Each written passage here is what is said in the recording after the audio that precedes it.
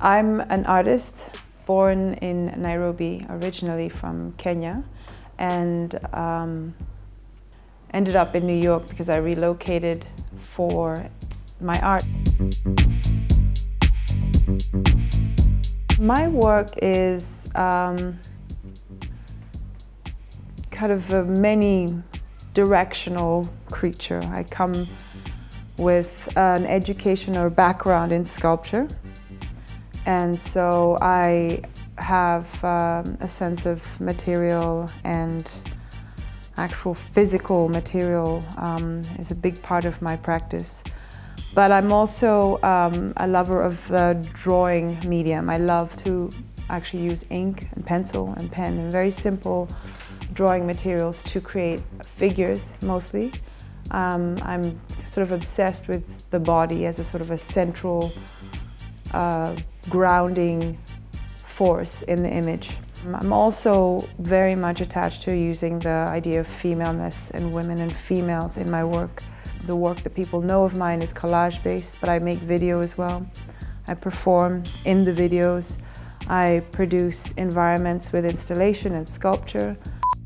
The Fantastic Journey is an exhibition at the Brooklyn Museum that recently opened. It was this incredible, I don't know what to call this, celebration, this catharsis, this finally moment. And it is an exhibition that describes the movement artistically that I've made from the time when I was making very small drawings, sketchbook drawings, in fact, still at school, to this present moment when I actually produced an animation film.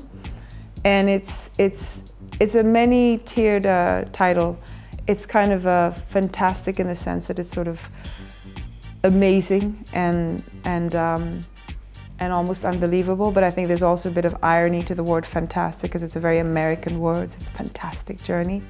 However, the Fantastic Journey title came from a TV show, which is a show about this family that gets stranded in a parallel universe and they don't know how to get home. And so that story, in fact, was very much my story, and so we wanted to use something that hidden in the title, hidden in this kind of very positive and glowing title is actually this sort of relatively sad and melancholic kind of reality.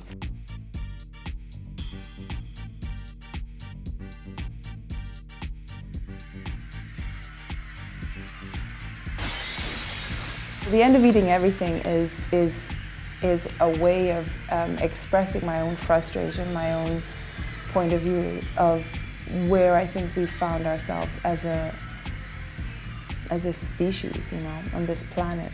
I feel like consumption and greed and a lack of regard for our environment, a lack of regard for those who don't have as much to eat or buy or use is at an all-time high. Population in the world is unbelievably high and is only about to get higher. So we're at a breaking point if we look at it if we look at ourselves as one shared family. This is about to fall apart because it's not sustainable.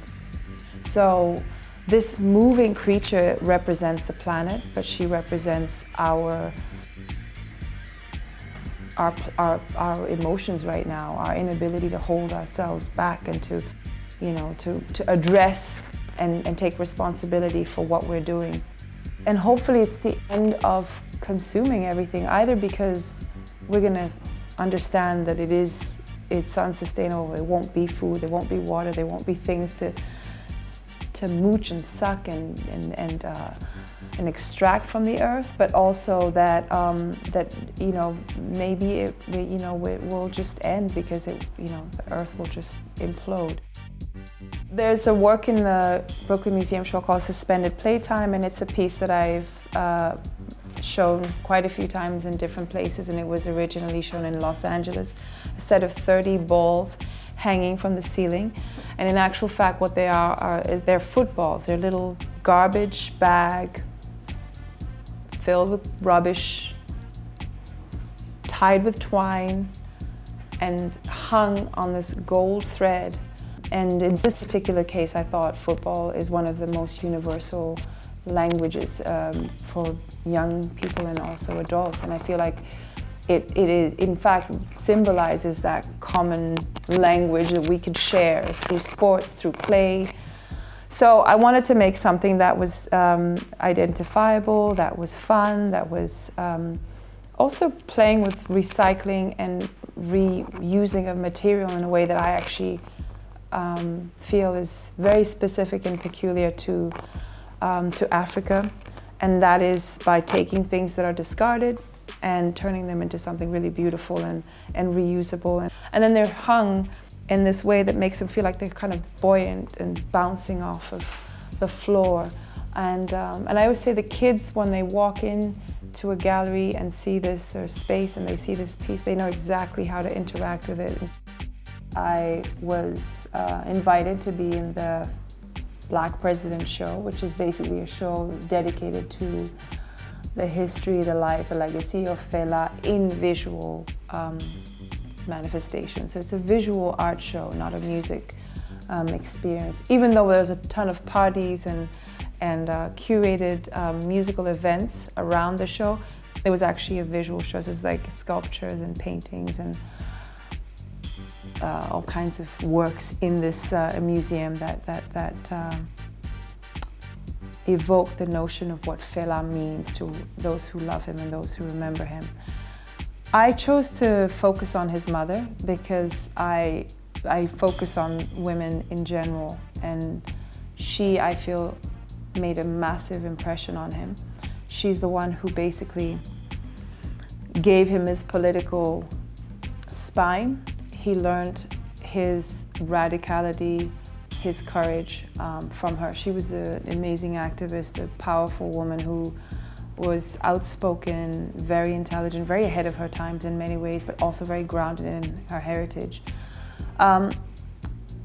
So I make this woman not necessarily this kind of traditional female, but she's a mixture of many things. She's in high heel stilettos. So I'm kind of playing with the idea of the high heel being a weapon. A stiletto is actually a knife, so I wanted that to come across, that this weapon is also something that can protect you, something that can, in fact, fend off patriarchy and male violence. And so she's severed the head of this snake, stabbing it with her heel. She's very powerful and sexy, and in the image she's sitting in one world, striding this one sphere, but also is connected to this other place, and there's no explanation as to why. There are also these black stars, or I call them black suns, and that's also significant in the sense that this Fela is a star. He's our shining kind of sun.